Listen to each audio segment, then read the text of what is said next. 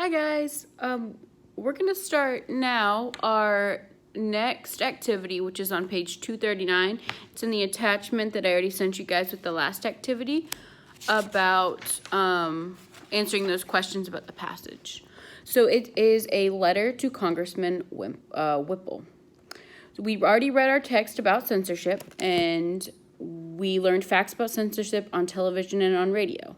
Although the passage has provided us with the ability to think about government censorship, the author didn't really advance a position regarding censorship or television or radio broadcasts. They just told us the facts. They didn't tell us what they thought about it. The next passage we're going to read is an actual letter written by a concerned mother to her congressman. As you listen, I want you to consider the point of view of the mother and her purpose for writing the letter.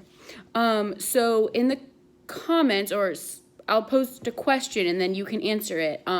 What is the point of view of the mother? How does she feel about censorship? And then just why do you think she wrote the letter, okay? You can also say any questions or concerns that you have about the letter. I'm going to attempt to flip this camera. Okay, I can't. I'm going to do this. Dear Congressman Whipple, sorry if you can't see my video, but I did attach the story so you can look at it there. Please come with me on a journey that I call Last Saturday.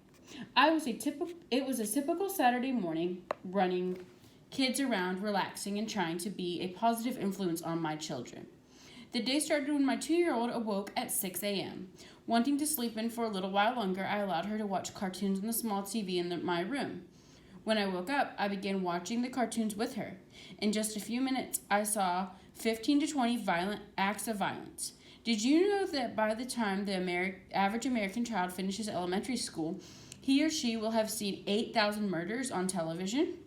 When my daughter goes to kindergarten and is sent home from school for fighting, how can I be surprised? She is already very familiar with violence at age 2. After breakfast, we attend to my teenage son's baseball tournament. The trip was a slap in the face.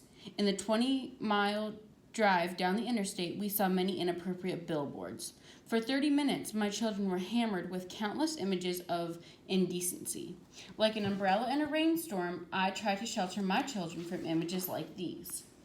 After the tournament, we took another route home, but the view was the same. While I made dinner, the 2 teenagers in my house went to their bedrooms to relax, and my 2-year-old played with her toys. When I checked on each of them, I was shocked. My toddler had made a gun with her fingers. She was running around pointing at each of her stuffed animals and making shooting sounds. We do not own a gun, and we have never modeled this behavior. Where did she get this from? When I went into my 13-year-old son's room, he was on the computer playing a game. The entire goal of the game was to kill others in a very bloody fashion. With a wide choice of weapons, he earned extra points for making the kill especially grotesque. While I was sitting there, an inappropriate advertisement flashed on the screen. Quick as lightning, he closed it. I am not sure he would have closed it had I not been in the room. After asking him to turn off the computer, I went into my 16-year-old daughter's room. She was sitting on her bed flipping through a teen magazine. I was relieved she wasn't on the computer, but the magazine was almost as bad. When she got up from dinner, she laid the magazine on the bed. The advertisement she was looking at had a model who couldn't have weighed more than 90 pounds. Will she think this is how her body should look? We ate dinner as a family, then decided to watch television together. Turning on a station that had family in the name, we felt we would find a show that would provide a good example for our kids and keep them entertained. Oh boy, were we wrong. We had to turn off the TV within 15 minutes because of indecent messages. Sir, I am not an overprotective parent. I certainly do not want my children to be locked away like Rapunzel in her tower, but I am unable to shield them from inappropriate messages bombarding them. When will our government realize that enough is enough? We need to regulate those messages and not allow companies to warp the minds of our youth.